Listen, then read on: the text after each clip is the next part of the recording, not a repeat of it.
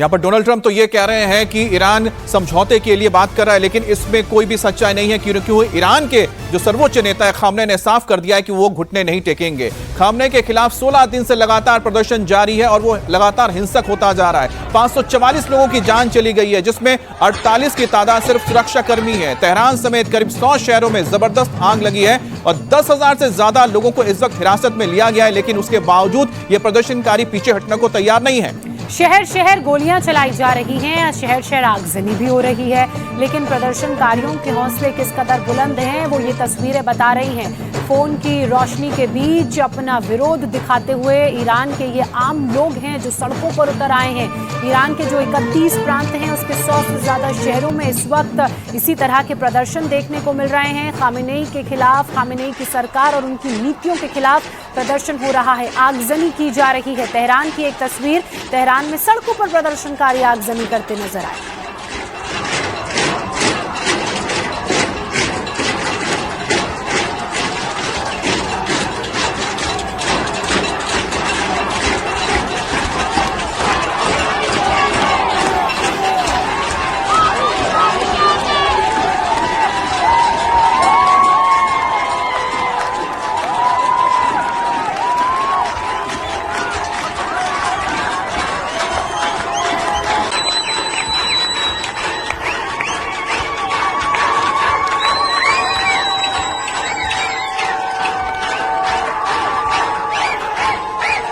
तो सख्त कानूनों के बीच और सख्त प्रशासन के बावजूद देखिए किस तरह से यहाँ पर इस्लामिक रेवोल्यूशन यानी कि 1979 के उस आंदोलन के पहले के झंडे को लेकर जो लोग हैं सड़कों पर उतरे हैं और यहाँ पर कहीं पर भी किसी के अंदर कोई खौफ नजर नहीं आ रहा है। 10,000 से ज्यादा लोग हिरासत में हैं, 500 से ज्यादा लोगों की जान जा चुकी है। उसके बावजूद अगर लोग सड़कों पर उतर रहे हैं, इसका मतलब साफ है कि इस वक्त ना सिर्फ आम लोग बल्कि साथ ही कई सारी ऐसे संस्थाएं हैं, संगठन हैं जो इस प्रदर्शन को अपना साथ दे रही है या फिर समर्थन दे रही है, जिसकी वजह से इतनी बड़े मोबिलाइजेशन की मुमकिन हो पा रहा है। क्योंकि इंटरनेट बंद है, टेलीफोन बंद है, उसके बावजूद अगर लोग इकट्ठा हो रहे हैं, इसका मतलब साफ है कि अंदरूनी तौर पर इस वक्त 16 दिन से जो आंदोलन है लगातार आगे बढ़ता जा रहा है। दूसरी तरफ ईरान के जो सर्वोच्च नेता है आयतुल्लाह अली खामनेई, उन्होंने साफ कहा है कि ये अमेरिका की साजिश है और इस साजिश को वो नाकाम करके रहेंगे। साथ ही साथ अब ये देखना होगा कि क्या जो वहां पर सेना मौजूद है वो कोई कदम उठाती है, क्योंकि 1979 का जो रेवोल्यूशन हुआ था, जो क्रांति हुई थी, इस्लामिक क्रांति,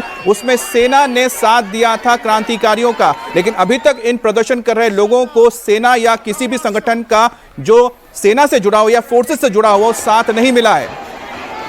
ईरान में खामेनेई के खिलाफ चल रहे प्रदर्शन की आग अब दुनिया भर के देशों तक फैलती दिख रही है। ईरान में चल रहे प्रदर्शन को लेकर दुनिया के अलग अलग देशों में भी प्रदर्शन शुरू हो चुके हैं।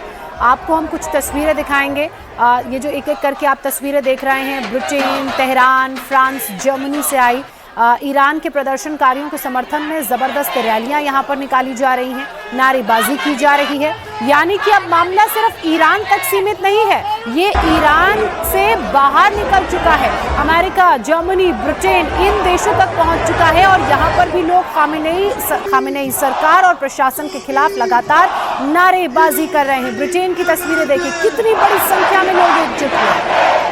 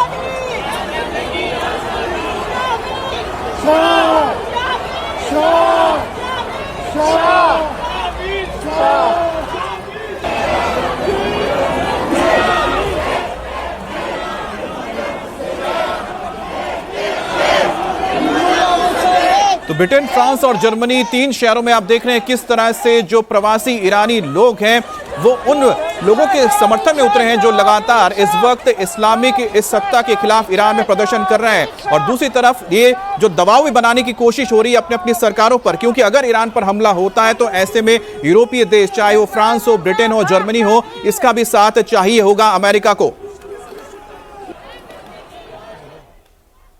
अमेरिका के लॉस एंजलिस से खबर है, यहां पर ईरान विरोधी प्रदर्शन के दौरान एक ट्रक भीड़ में घुस गया, 2 लोगों को इसने घायल कर दिया। ये सब फेडरल बिल्डिंग के बाहर हुआ, जहां ईरान में जारी प्रदर्शन के समर्थन में हजारों की संख्या में प्रवासी ईरानी जुटे थे।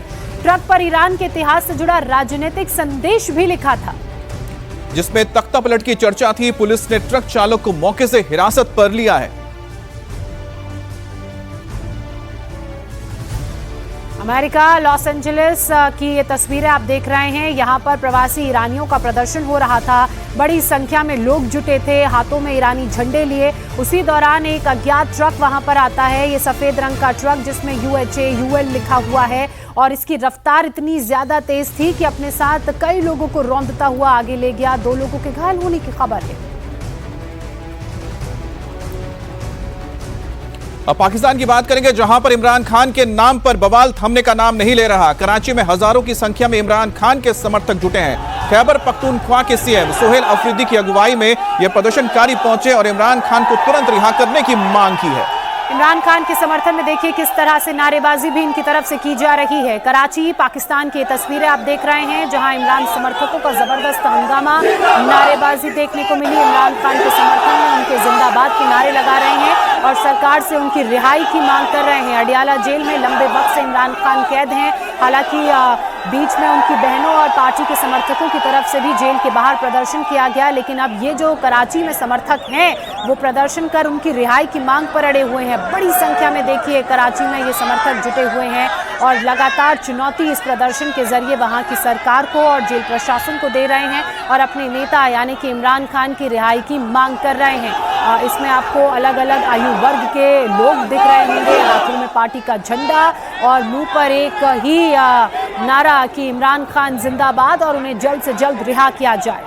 तो तस्वीरें आप देख रहे हैं पाकिस्तान के कराची के, जहां पर PTI यानी कि पाकिस्तान तहरीक इमरान खान की पार्टी के इस कार्यकर्ता और तमाम नेता इस वक्त पाकिस्तान में इमरान खान की रिहाई की मांग कर रहे हैं। दरअसल फरवरी के दौरान एक बड़े रैली को लेकर एक संगठन लगातार कोशिश कर रहा था कि किया जाए, उसी को कुचलने के लिए लगातार कोशिश करते रहे यहाँ पर जो शासन थे, या शहबाज सरकार का या फिर मुनीर की सेना। लेकिन इस वक्त PTI यानी कि पाकिस्तान के इमरान खान की जो पार्टी है, इसके पाकिस्तान तहरीक इंसाफ के जो नेता हैं और समर्थक हैं वो पिछले हटने को तैयार नहीं है। उन्होंने ये अब जिद कर ली है कि वो किसी भी हालत में चाहते हैं कि इमरान खान को रिहा किया जाए, क्योंकि लगातार उनसे मिलने के लिए रोका जा रहा था। उस दौरान भी देखा गया किस तरह से रावलपिंडी में लगातार यहां पर समर्थक पहुंच रहे थे, नेता पहुंच रहे थे। इस वक्त खैबर पख्तूनख्वा में PTI की सरकार है और उनके जो चीफ मिनिस्टर हैं अफरीदी, लगातार वो देश के अलग अलग शहरों में जा रहे हैं, अपने कार्यकर्ताओं को मोटिवेट कर रहे हैं ताकि एक बड़ा आंदोलन किया जा सके। और बड़े आंदोलन का मकसद है कि किस तरह से मौजूदा सरकार के ऊपर दबाव दिया जाए। मनीष हमारे साथ जुड़ गए हैं। मनीष, पाकिस्तान में जिस तरह से इस वक्त PTI के कार्यकर्ता लगातार मोर्चा निकाल रहे हैं, प्रदर्शन कर रहे हैं, क्या इससे एक दबाव बनेगा वहां की मिलिट्री सरकार पर, मिलिट्री रजीम पर, मुनीर पर, ताकि वो इमरान खान को रिहा करें? देखिए, पहले भी ये देखा गया था कि इमरान खान के सभी समर्थक रोड पर आए थे। खैबर पख्तूनख्वा का एरिया हो या फिर बाकी इस्लामाबाद, रावलपिंडी, लाहौर, इन सब जगहों पर उनके समर्थक रोड पर आए और उन्होंने लगातार ये कोशिश की। हालांकि इस समय दबाव बहुत ज्यादा वहां की इमारत पे है और उसके अलावा मिलिट्री के ऊपर है। उसकी वजह है क्योंकि एक साथ ये लोगों का जो झुंड है वो दरअसल पिछली बार आपको याद होगा कि जो पाकिस्तानी आर्मी का कोर हेडक्वार्टर था उसके अंदर लोग जो भीड़ थी वो अंदर चली गई थी, जिसकी वजह से उनको काफी धक्का लगा था। और इस समय जो फील्ड मार्शल आसिम मुनीर हैं और साथ में प्रधानमंत्री शहबाज शरीफ, उनके सामने ये सबसे बड़ी चुनौती है और ये टर्निंग पॉइंट के तौर पर है। और देखना ये होगा कि इस चुनौती का किस तरह से सामना किया जाता है। शुक्रिया मनीष आपका हमारे साथ जुड़ने के लिए, तमाम जानकारी के लिए। आइए अगली बड़ी खबर का रुख करते हैं।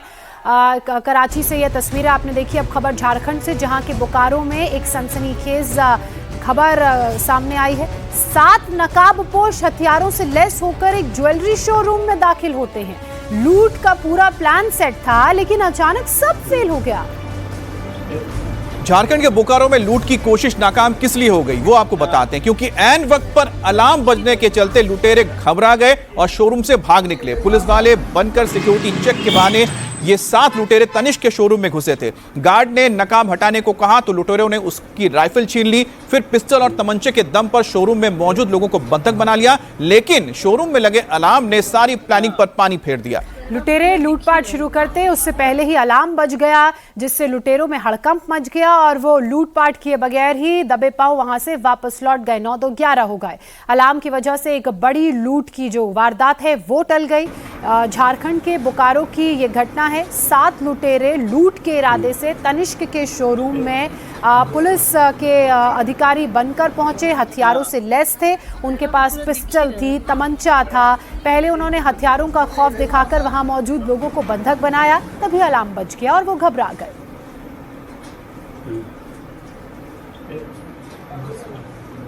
को अपना साइड से पहचान बता रहे थे, जैसा कि वो लोग यहाँ पुलिस विभाग से हैं और यहाँ पे सिक्योरिटी वगैरह ऑडिट करने के लिए यहाँ पे आए हैं कि सीसीटीवी कैमरा वगैरह है कि नहीं प्रॉपर। इन सब चीज़ों को इन लोग को भी शक हुआ तो कुछ को रोका गया है और कुछ 1-2 मास्क में थे जिनको रोका गया मास्क से, तो उनके द्वारा जो है फिर बल प्रयोग किया गया। गार्ड के साथ बल प्रयोग करते ही यहाँ पे अलार्म बजने लगा, जिससे वो लोग भयभीत होकर के यहाँ भागे हैं। अभी हम लोग और यहाँ पे सीसीटीवी फुटेज और सभी चीज़ों का भी हम लोग बिंदुओं पे देख रहे हैं कि इसमें कौन कौन थे, उन्हें चिन्हित कर रहे हैं। जल्द ही इसका डिटेक्शन हम लोग। तो बोकारो की तस्वीर देखिए, जहां पर 1, 2, 3, 4 ये आपको 2 यहां पर नजर आ रहे हैं। इसके पीछे आपको और भी आते हुए नजर आएंगे। देखिए एक एक करके इनके साथ ही ऊपर आते हैं और ये बताते हैं कि ये पुलिस डिपार्टमेंट से आए हैं। कुछ लोगों ने नकाब पहना हुआ था। जब गार्ड ने कहा इनसे कि आप नकाब हटाइए तो वो नकाब नहीं हटाते हैं और उससे राइफल छीन लेते हैं, जिसके बाद अलर्ट हो जाते हैं गार्ड और लोग अलार्म बजा देते हैं। उसके बाद देखिए एक एक करके ये सब भाग निकलते हैं। अब सब भाग निकले हैं। यहाँ पर एक एक करके देखिए कि यहाँ पर जो पीछे सबसे शख्स था जिसने चेहरा ढक रखा था, हुडी पहन रखी थी, उसी ने कहा था कि हम पुलिस वाले हैं और उसने गार्ड से राइफल छीन लिया था। देखिए 2 ऊपर गए, 2 उसके पीछे और आ गए, 2 उसके पीछे और आ रहे हैं। तो कुल यहाँ पर आपको 6 से 7 लोग नजर आएंगे जिन्होंने बोकारो में तनिष्क के शोरूम में डकैती करने की कोशिश की थी, लेकिन अलार्म बजने के बाद ये दुम दबाकर भागे। लेकिन इनके चेहरे लगभग स्क्रीन पर आ चुके हैं। अब पुलिस इस सीसीटीवी वीडियो के जरिए इनकी तलाश कर रही है।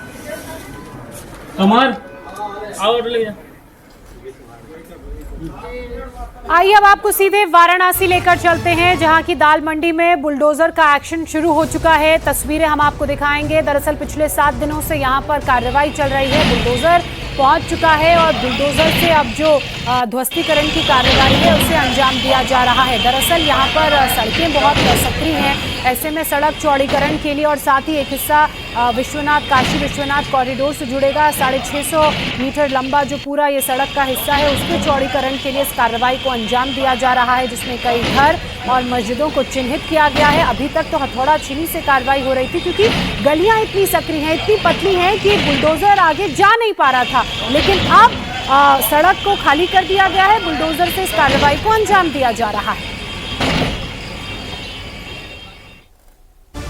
और आपके शहर इंदौर से बड़ी खबर आ रही है। चाइनीज मांझे से एक शख्स की जान चली गई। चाइनीज मांझे ने बाइक सवार का गला काट दिया। अस्पताल ले जाते वक्त उसकी मौत हो गई। हादसे के बाद इतना खून बहा कि रघुवीर की जान बचाई नहीं जा सकी। हादसा इंदौर के कनाडिया और तिलक नगर के बीच हुआ। घटना के बाद परिवार वालों का रो रो कर बुरा हाल है। पिछले साल भी इंदौर में इसी बाईपास में एक छात्र की मौत चाइनीज मांझे की वजह से हुई थी। पुलिस की सख्ती के बावजूद चाइनीज मांझे की बिक्री रुक नहीं रही है और चूंकि बिक्री इतनी हो रही है, इसी के चलते लोग इसका इस्तेमाल कर रहे हैं। बाइक पे जा रहे थे, गले पे लगा ना। चाइनीज धागा है वो तो पूरा। चाइनीज बोलो या इंडिया का बोलो, मेरे हिसाब से पतंग बंद ही होना चाहिए। अब आप लोगों को देखना है, या तो पतंग बंद करवा दो या संक्रांति मनाना बंद करवा दो। संक्रांति है, तिल्ली लड्डू खाओ, वो खुश रहो। संक्रांति का ये त्यौहार है, पतंग उड़ाना नहीं है, संक्रांति का यही त्यौहार है। तिल्ली लड्डू खाओ, गुड़ पट्टी खाओ, खुश रहो अपने घर में। पतंग उड़ाना ये कौन से वो सभ्यता अपनी। चाइनीज मांझे की दहशत तो हरिद्वार में भी नजर आई। हरिद्वार से जो खबर मिल रही है उसके मुताबिक चाइनीज मांझे की चपेट में 2 युवक आ गए। ज्वालापुर इलाके में ये घटना हुई जहां चाइनीज मांझे से 2 छात्र घायल हो गए। हादसा उस वक्त हुआ जब दोनों छात्र बाइक से जा रहे थे, तभी रास्ते में वो चाइनीज मांझे की चपेट में आ गए। इस घटना के बाद प्रशासन एक्शन में आया है। पुलिस ने पतंग की दुकान में दबिश शुरू कर दी है। दुकानदारों के पास मौजूद मांझे की जांच की जा रही है। अब पुलिस का कहना है कि चाइनीज मांझे को लेकर बार बार कार्रवाई की जाती है, लेकिन दुकानदार चोरी छिपे इसकी बिक्री करते हैं, जिनके खिलाफ आगे कार्रवाई होगी। सभी को निर्देशित किया गया है कि अपने अपने थाना क्षेत्र में, चौकी क्षेत्र में इस तरह का कोई भी दुकानदार चाइनीज मांझा बेचते हुए न पाया जाए। हमारे एसएसपी महोदय के भी आदेश हैं और उच्च अधिकारियों के भी आदेश हैं कि जो चाइनीज मांझा है वो बिल्कुल प्रतिबंधित है। कोई भी दुकानदार अगर उसे बेचता हुआ पाया गया तो उसके खिलाफ जो है सख्त कार्रवाई की जाएगी। बेंगलुरु से हैरान करने वाली तस्वीर आई है। बेंगलुरु में तेज रफ्तार कार का कहर देखने को मिला। डिवाइडर से टकराकर एक कार कई फीट ऊपर चली गई। हादसे की तस्वीर सीसीटीवी में कैद हो गई। आप इन तस्वीरों में देख सकते हैं कि कार जहां गिरी वहां लोग खड़े थे, लोग मौजूद थे, लेकिन गनीमत इस बात की रही कि कोई भी इस कार की चपेट में नहीं आया और एक बड़ा हादसा होने से टल गया। वैसे पूरे इलाके में ये जो घटना घटी उसके बाद से अब ये वीडियो वायरल हो गया है और अफरा तफरी का माहौल है। देखिए, आपको लोग खड़े हुए नजर आएंगे, 8-10 की संख्या में लोग यहाँ पर खड़े हैं। एकदम से गाड़ी आती है और यहीं पर गिर जाती है। बस गनीमत इस बात की रही कि किसी को चोट नहीं आई, कोई इस गाड़ी की चपेट में नहीं आया। वक्त रहते लोग वहां से पीछे की तरफ भाग गए, जिससे उनकी जान बच गई। एक बार फिर से बेंगलुरु की ये तस्वीरें देखिए। न जाने कहां से उड़ती हुई कार आई और अचानक उन लोगों के पास आकर टकरा गई जो सड़क के किनारे खड़े थे। लेकिन राहत इस बात की कि कोई भी व्यक्ति जो वहां पर खड़ा था इसकी चपेट में नहीं आया। जैसे ही गाड़ी डिवाइडर को पार करती है, लोग देखते हैं कि एक तेज रफ्तार गाड़ी वहां आ रही है और वो फौरन वहां से पीछे की तरफ भाग जाते हैं, जिनसे उनकी जान बच जाती है। एक बार फिर से इस वीडियो को देखिए, क्योंकि ये वीडियो इतना वायरल हो चुका है जिससे अब लोगों में दहशत का माहौल बेंगलुरु में है।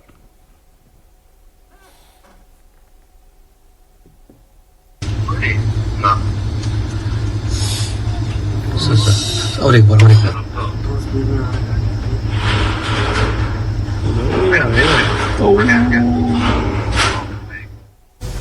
पहले सोशल मीडिया पर रील बनाई, आप बीती सुनाई, बड़े बड़े पुलिस अफसरों पर गंभीर इल्जाम लगाए, उसके बाद खुद को गोली मार ली। उत्तराखंड की एक खबर परेशान करने वाली है। हल्द्वानी से ये खबर मिल रही है जहां वीडियो बनाने के बाद किसान ने खुद को गोली मार ली। उत्तराखंड के हल्द्वानी के एक होटल में किसान ने खुदकुशी की। इस मामले में मुख्यमंत्री पुष्कर सिंह धामी ने संज्ञान लिया और मैजिस्ट्रियल जांच के आदेश दे दिए। सीएम धामी ने पूरे मामले की रिपोर्ट भी तलब की है। सुखवंत सिंह नाम के किसान ने 4 करोड़ की ठगी का आरोप लगाया। मौत से पहले उसने एक वीडियो भी बनाया, सोशल मीडिया पर इसे पोस्ट किया, जिसमें उसने आरोप लगाया न सिर्फ उन प्रॉपर्टी डीलर्स पर, साथ ही अफसरों पर जिन्होंने मदद नहीं की। मैं एक किसान हूँ और मैं मर चुका हूँ। जी हाँ, मैं मर चुका हूँ।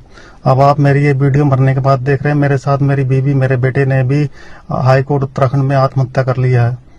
हम लोगों के साथ काशीपुर के गिरोह गैंग ने 4 करोड़ का फ्रॉड किया, जिसमें 3 करोड़ नकद और 1 करोड़ रुपए खाते में दिए। उन्होंने जमीन कुछ और दिखाई और जमीन और दी। हम मर चुके हैं।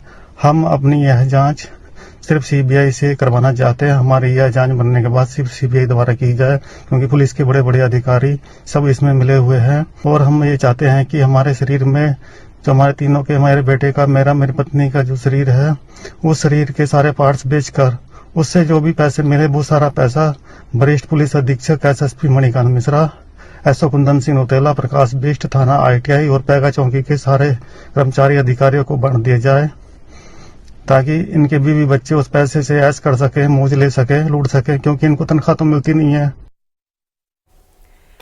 अब ये वीडियो वायरल हुआ तो उसके बाद हड़कंप मच गया। काशीपुर का ये पूरा मामला है, जबकि किसान सुखवंत सिंह ने हल्द्वानी में आत्महत्या की।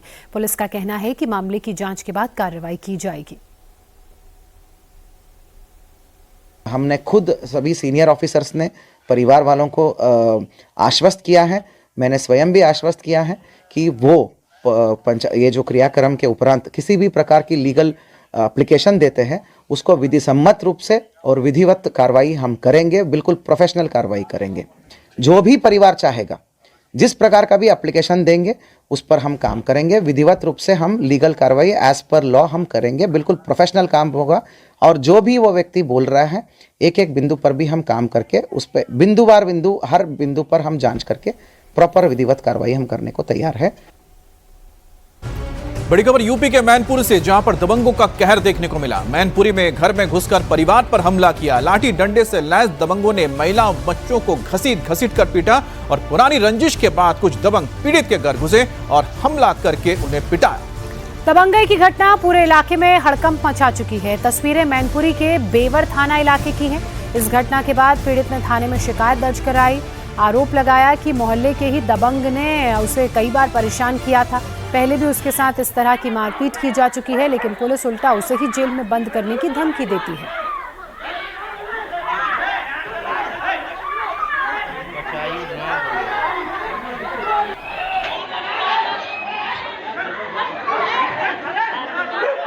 आज हमने वो ये वाली FIR हुई तो हमने इस पे बोल दिया कि मैं ये राजीनामा नहीं करूंगा। मुझे हर बार मारा पीटा जाता है और हम ऐसे ही तुम लोग बोल देते हो आज हम मार दिए जाएं, सब बच्चे मारे जाएं तो भी कोई दिक्कत नहीं है, हमें मार दो, लेकिन हम जो है ये FIR वापस नहीं करेंगे।